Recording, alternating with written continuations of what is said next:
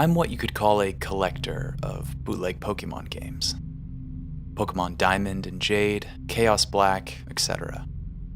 It's amazing the frequency with which you can find them at pawn shops, Goodwill, flea markets, and such. They're generally fun, even if they are unplayable, which they often are.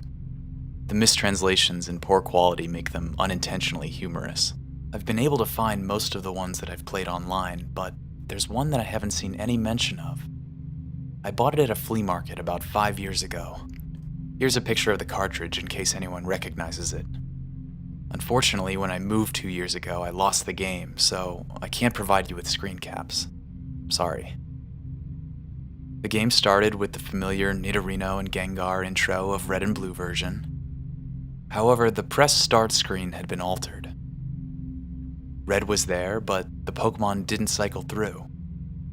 It also said Black version under the Pokemon logo.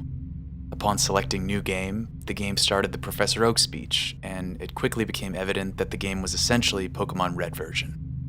After selecting your starter, if you looked at your Pokemon, you had, in addition to Bulbasaur, Charmander, or Squirtle, another Pokemon.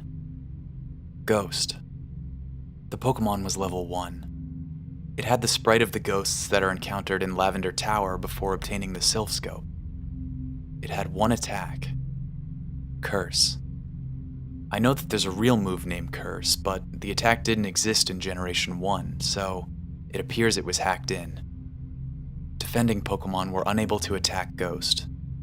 It would only say they were too scared to move. When the move Curse was used in battle, the screen would cut to black.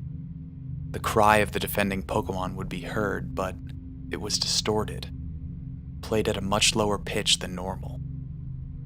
The battle screen would then reappear, and the defending Pokemon would be gone. If used in a battle against a trainer, when the Pokeballs representing their Pokemon would appear in the corner, they would have one fewer Pokeball. The implication was that the Pokemon died. What's even stranger is that after defeating a trainer and seeing Red receive 200 Pokédollars for winning, the battle commands would appear again. If you selected Run, the battle would end as it normally does. You could also select Curse. If you did, upon returning to the overworld, the enemy trainer sprite would be gone. After leaving and re-entering the area, the spot where the trainer had been would be replaced with a tombstone, like the ones at Lavender Tower. The move Curse was not usable in all instances. It would fail against ghost Pokemon. It would also fail if it was used against trainers that you would have to face again, such as your rival or Giovanni. It was usable in your final battle against them, however. I figured this was the gimmick of the game, allowing you to use the previously uncapturable ghosts. And because Curse made the game so easy, I essentially used it throughout the whole adventure. The game changed quite a bit after defeating the Elite Four. After viewing the Hall of Fame, which consisted of Ghost and a couple of Pokemon I used for HMs, the screen cut to black. A box appeared with the words, "Many years later." It then cut to Lavender Tower. An old man was standing, looking at tombstones. You then realized this man was your character. The man moved at only half of your normal walking speed. You no longer had any Pokemon with you, not even Ghost, who, up to this point, had been impossible to remove from your party through depositing in the PC. The overworld was entirely empty. There were no people at all. There were still the tombstones of the trainers that you used Curse on, however. You could go pretty much anywhere in the overworld at this point, though your movement was limited by the fact that you had no Pokemon to use HMs. And regardless of where you went, the music of Lavender Town continued on an infinite loop.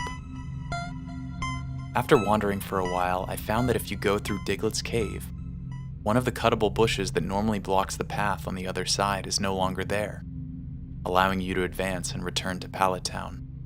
Upon entering your house and going to the exact tile where you start the game, the screen would cut to black. Then, a sprite of a Caterpie appeared. It was then replaced by a Weedle, and then a Pidgey.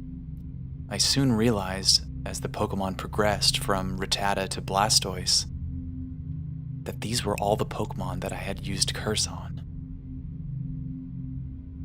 After the end of my rival's team, a youngster appeared, then a bug catcher.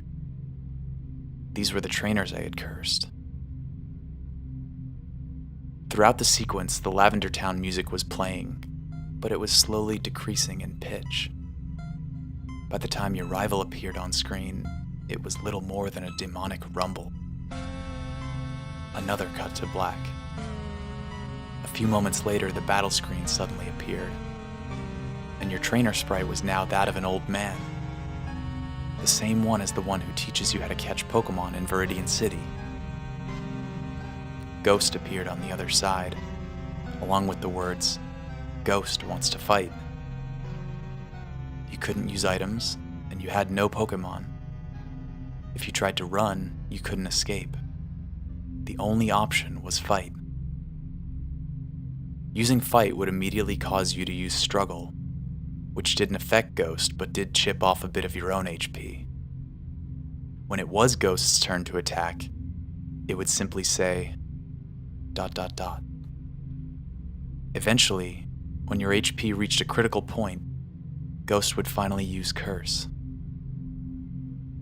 The screen cut to black a final time. Regardless of the buttons you pressed, you were permanently stuck in this black screen. At this point, the only thing you could do was turn the Game Boy off. When you played again, New Game was the only option. The game had erased the file. I played through this hacked game many times, and every time the game ended with this sequence. Several times I didn't use Ghost at all, even though he was impossible to remove from the party. In these cases, it didn't show any Pokemon or trainers, and simply cut to the climactic battle with Ghost. I'm not sure what the motives were behind the creator of this hack. It wasn't widely distributed, so it was presumably not for monetary gain. It was very well done for a bootleg. It seems he was trying to convey a message, though it seems I'm the sole receiver of this message. I'm not entirely sure what it was. The inevitability of death? The pointlessness of it? Perhaps he was simply trying to morbidly inject death and darkness into a children's game. Regardless, this children's game has made me think, and it has made me cry.